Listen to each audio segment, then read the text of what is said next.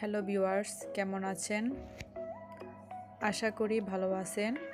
যে যেখান থেকে আমার ভিডিওটা দেখতেছেন সবাইকে রইল আমার সালাম এবং ভালোবাসা। আজকে ভিডিওর শুরুতে কিছু কথা না বললেই না। সমস্ত স্বপ্নগুলো বাদ দিয়ে সংসারটাকে নিজের ড্রিম ওয়ার্ল্ড বানিয়ে নিয়েছে সেসব আপুদের এবং আন্টিদের রইল অনেক অনেক ভালোবাসা এবং শ্রদ্ধা। আসলে জিনিসটা আমিও বুঝতাম না যদি না আমিও সাংসারিক লাইফে এসে না জড়াতাম।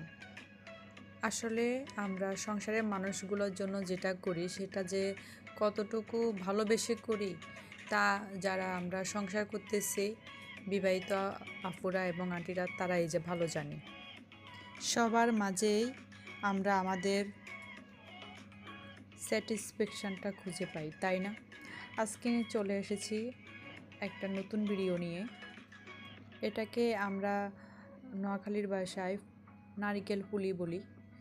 এই যে নারিকেল পুলির জন্য নারিকেলগুলো আমি প্রথমে চিনি দিয়ে ভাজা করে নিয়েছিলাম, এরপর রুটির মতো করে বানিয়ে নিয়েছিলাম। এখানে আমি দেখাচ্ছিলাম আমি রুটিগুলো যে বানিয়েছিলাম এগুলো আমি একটু লেন্থ রেখে তারপরে রেখেছিলাম এবং এটা দিয়ে আমি কেটে কেটে পিঠাগুলোর আকৃতি আনবো সেটা দেখাচ্ছিলাম আমি।